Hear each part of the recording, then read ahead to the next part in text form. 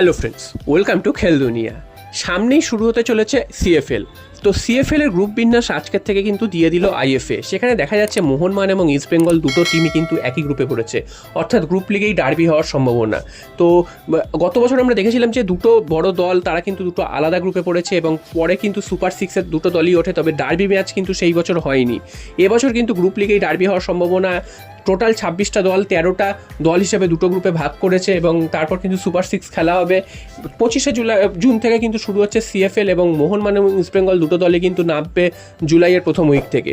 তো এবার কিন্তু গ্রুপ লিগেই ডার্বি দেখার একটা সম্ভাবনা তৈরি হয়েছে, সেটা কিন্তু একটা ভালো ব্যাপার। তো দেখা যাক মোহনবাগান এবং ইস্ট বেঙ্গল কেমন পারফরমেন্স করে। এরপর চলে আসি মোহনবাগানের ট্রান্সফার নিউজে। মোহনবাগানের ট্রান্সফার নিউজে প্রথমেই যে এই মুহূর্তে সবথেকে বড় খবর সেটা হচ্ছে জিকসন সিংকে মোহনবাগান সই করানোর ব্যাপারে কিন্তু অনেকটাই এগিয়ে গেছে এবং তাকে সই করানো কিন্তু প্রায় সময়ের অপেক্ষা, তেমনটাই কিন্তু নিউজ উঠে আসছে। এবং তাকে কিন্তু চুক্তিপত্রও পাঠিয়ে দিয়েছে, তিনি শুধু সই করার অপেক্ষা। এর আগেই তোমাদের জানিয়ে দিয়েছিলাম যে জিকসন সিংয়ের পেছনে মোহনবাগান ছুটছে এবং পরে কিন্তু আপুইয়ার নামটা সামনে আসায় আপুইয়ার পেছনে কিন্তু মোহনবাগান তখন গেছিল। এখন যেটা জানা যাচ্ছে আপুইয়ার কিন্তু বিশাল পরিমাণ ট্রান্সফার ফি দিতে হবে আপুইয়াকে নিয়ে আসতে গেলে, সেই কারণে মোহনবাগান আপুইয়া থেকে সরে এসছে। আবার কিন্তু জিকসন সিংয়ের পেছনে তারা কিন্তু ছুটছে। তো এই নিউজটা তোমাদের প্রায় আমি 1.5-2 মাস আগে দিয়েছিলাম, সেটাই কিন্তু এই মুহূর্তে সত্যি হতে চলেছে।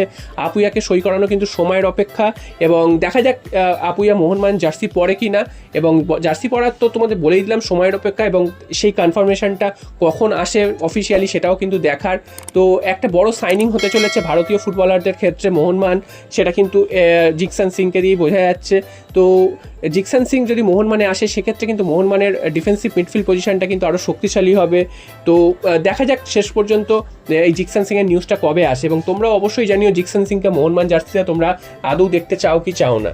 আর এরপর চলে আসি আরও একটা খবর বলা ভুল, এটা একটা রিউমার। গতকালও তোমাদের একটা রিউমার দিয়েছিলাম, একজন বিদেশির নাম মোহনবাগানের সাথে লিঙ্ক আপ হয়েছে। তোমরা জানো যে নতুন কোচ সিলেক্ট হয়েছে, কোচের পছন্দ অনুযায়ী কিন্তু বিদেশি সিলেক্ট হবে এবং যেই প্লেয়ারটির নাম উঠেছে যে তিনি কিন্তু আসন্ন ইউরোতে খেলবেন। এবং এটাও তোমাদের জানিয়েছিলাম যে মোহনবাগান কিন্তু ইউরো বা কোপার দিকে নজর রাখছে, সেখান থেকে কিন্তু একজন বা দুজন প্লেয়ারকে কিন্তু সই করাতে পারে।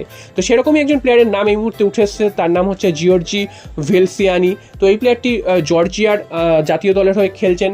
এই সামনের ইউরোতেও তিনি কিন্তু খেলবেন, তার দলের প্রতিনিধিত্ব করবেন। তার বয়স 33 বছর বয়স হলেও তিনি তার যার পারফরমেন্স এই মুহূর্তে রয়েছে তিনি কিন্তু একদম চরমে রয়েছেন।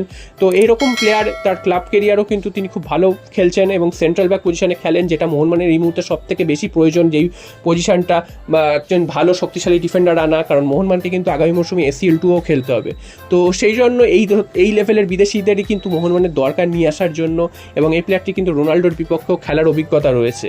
তো বুঝতেই পারছো এরকম একজন শক্তিশালী প্লেয়ার যদি মোহনবাগানের ডিফেন্সে আসে, মোহনবাগানের ডিফেন্স তো অবশ্যই শক্তিশালী হবে। তো তোমাদের কি মতামত, এইরকম প্লেয়ারকে কি তোমরা মোহনবাগান জার্সিতে দেখতে চাও? তোমরা অবশ্যই সেটা কমেন্ট করে